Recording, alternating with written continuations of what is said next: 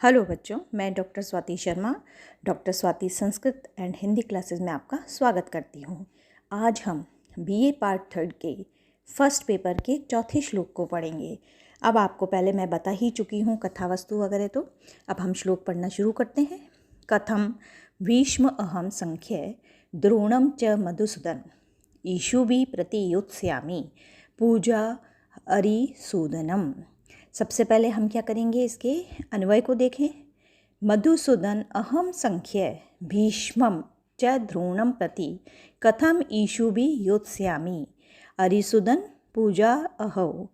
अब आपको ऐसा कैसे समझ में आएगा, इसके लिए हम क्या करेंगे, शब्दार्थ समझते हैं कि संख्य का क्या मतलब होता है बच्चों, रणभूमि में यानी कि युद्ध भूमि में। ईशुभि बाणों से, ईशुभि किसको कहते हैं, बाण। योत्स्यामि युद्ध करूँगा। पूजा अहो यानी कि पूजनीय हैं। अब अन्वय से हम इसके अर्थ को समझते हैं कि मधुसूदन यानी भगवान कृष्ण, ये विशेषण है।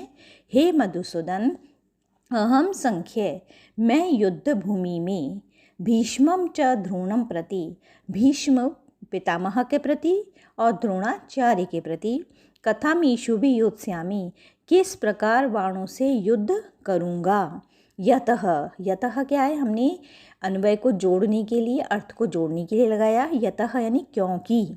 हे अरिसूदन, तौ यानी वह दोनों, कौन दोनों, भीष्म पितामह और द्रोणाचार्य, पूजा अर्हो यानी कि पूजनीय हैं।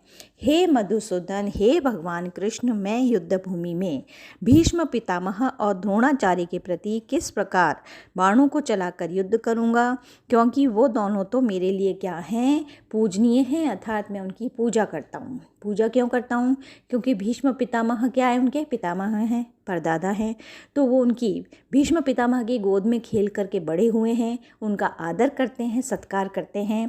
अब कौरव पांडव की वजह से क्या हो गया, युद्ध हो गया, लेकिन भीष्म पितामह किसकी तरफ थे, कौरवों के प्रति। तो युद्ध भूमि में मेरा उनके प्रति आदर सम्मान है, तो मैं उनके प्रति बाणों को नहीं चला सकता हूँ। दूसरी बात, द्रोणाचार्य, जिनसे मैंने सीखा है धनुष बाण को किस प्रकार चलाना है, धनुर्विद्या मैंने जिनसे सीखी है, तो उन्हीं पर, अपने गुरुजी पर ही क्या मैं बाणों को चलाऊंगा, अर्थात मैं युद्ध नहीं करूंगा। आपको पता ही है कि युद्ध भूमि में जाकर के अर्जुन अपने सगे संबंधियों को देख करके, यानी कि अपने भाइयों को, अपने परिवार के लोगों को देख करके कैसे हो गए थे, आसक्ति से ग्रस्त हो गए थे, मोह से ग्रस्त हो गए थे, और उन्होंने युद्ध करने के लिए क्या कर दिया था, मना कर दिया था। और भगवान कृष्ण ने कहा भी कि इस विषम परिस्थिति में जब शत्रु आपके सामने खड़े हैं, आप इस प्रकार का दुख क्यों मना रहे हो। तब अपना कारण बताते हुए, अपना मत रखते हुए अर्जुन कहते हैं कि हे मधुसूदन, हे भगवान कृष्ण, मैं युद्ध भूमि में भीष्म पितामह और द्रोणाचार्य के प्रति किस प्रकार से बाणों को चलाऊंगा, अर्थात उन्हें मारूंगा, मैं युद्ध नहीं कर सकता उनके साथ।